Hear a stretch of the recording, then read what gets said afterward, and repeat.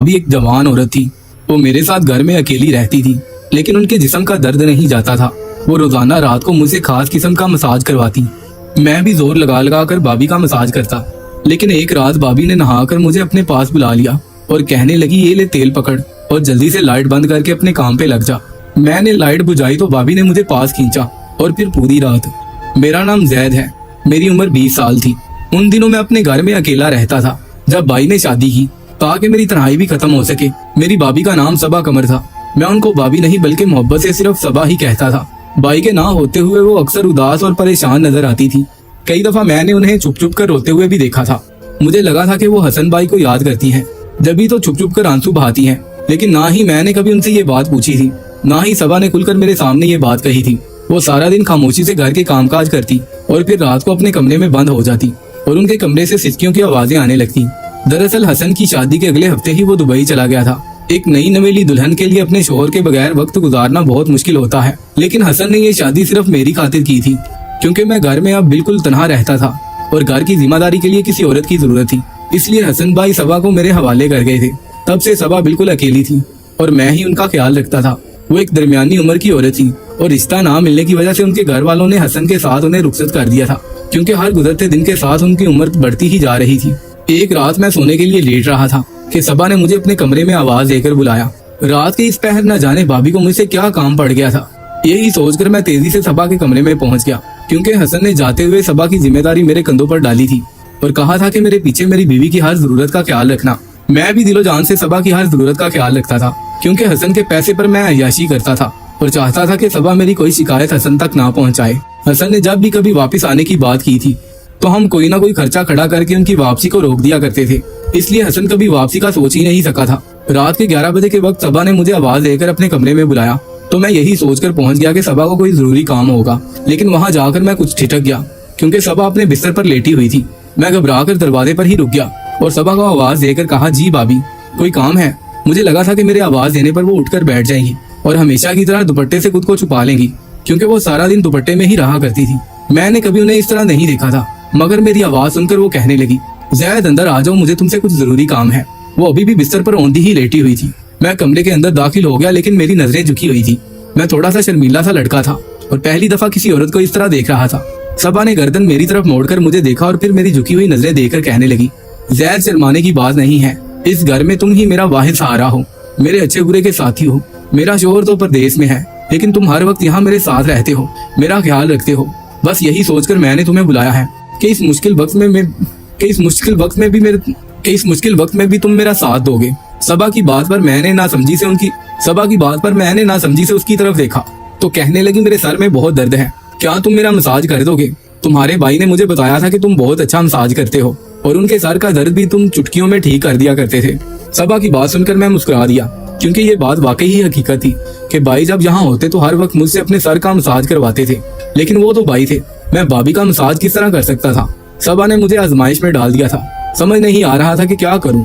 मैं सोच में पड़ गया था कि सबा किस किस्म की औरत है, जिसे अपने देवर से मसाज का कहते हुए शर्म भी महसूस नहीं हो रही, जबकि ये कोई मुनासिब बात तो नहीं थी। एक औरत का एक मर्द से मसाज करवाना, और वो भी अपने देवर से। कोई और वक्त होता तो मैं साफ लफ्जों में न सिर्फ इनकार करता, बल्कि सबा को इस बात पर खरी खोटी भी सुनाता, लेकिन उस वक्त तो मैं हसन के टुकड़ों पर पल रहा था, इसलिए सबा के आगे जुबान चलाने की मेरी हिम्मत नहीं थी और ना ही उन्हें इनकार करने की। सबा ने इशारे से ड्रेसिंग टेबल पर रखी तेल की बोतल मुझे दिखाई और कहने लगी, ये बहुत अच्छा तेल है, बस तुम इससे मेरे सर का मसाज कर दो। ये कहते हुए उनकी आंखों में आंसू चमक उठे और मुझे लगा कि शायद वो बहुत तकलीफ में है। मेरे अंदाज में हिचकिचाहट थी, लेकिन मैं सबा को इनकार नहीं कर पाया और मैंने वो तेल की बोतल उठाई और बिस्तर पर उनके करीब ही बैठ गया। धीरे धीरे तेल उनके सर पर डालकर मालिश करने लगा। अलबत्ता मैंने अपनी नजरें झुका रखी थी और खुद को किसी भी तरह के जज्बात को महसूस करने से रोक रखा था। मेरे हाथ सबा के सर पर तेल लगाते हुए बुरी तरह कांप रहे थे। मैंने आज तक बहुत से कामों में सबा की मदद की थी, लेकिन सबा ने कभी मुझसे इस तरह की कोई फरमाइश नहीं की थी।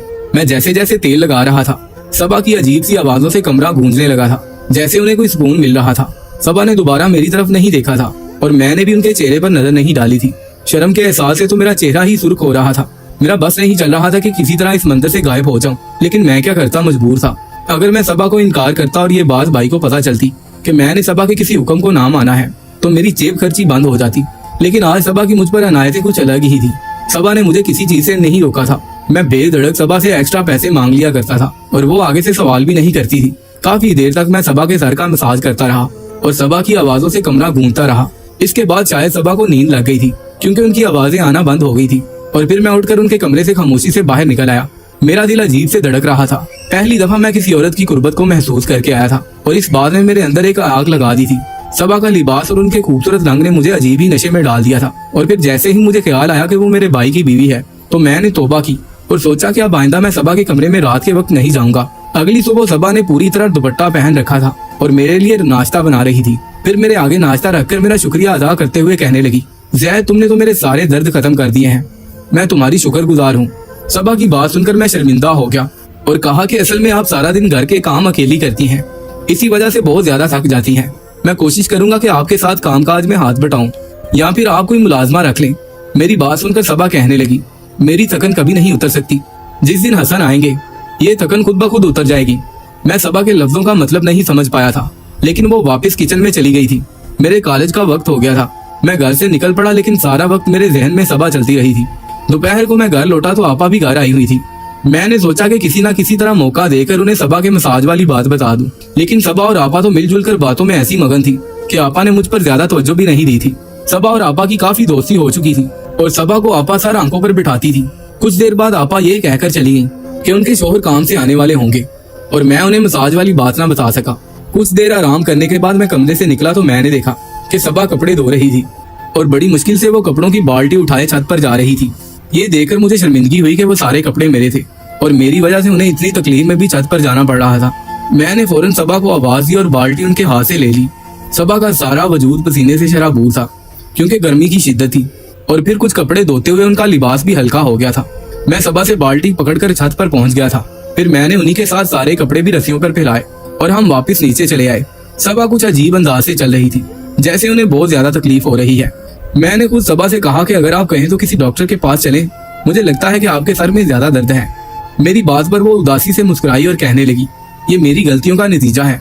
सबा की बात सुनकर मैंने चूम कर उन्हें देखा तो वो कहने लगी, तुम फिक्र ना करो, मैं जल्दी ठीक हो जाऊंगी, और फिर अपने कमरे में चली गई।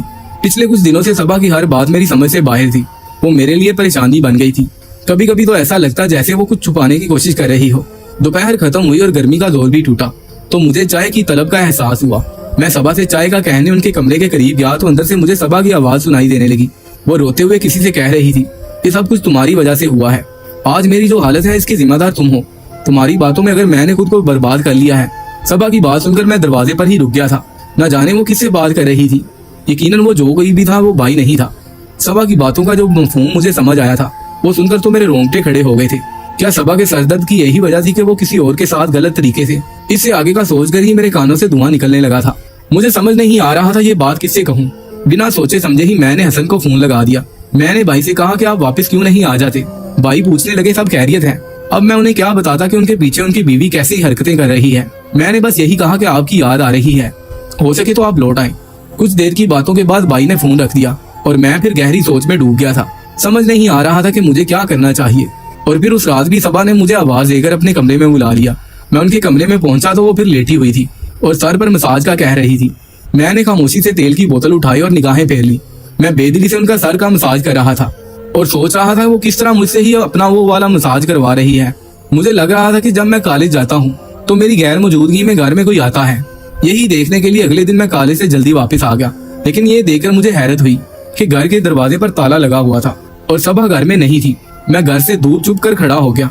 काफी देर बाद सबा घर लौटी तो वो पसीने से शराबूर थी। फिर वो घर का दरवाजा खोलकर अंदर चली गई।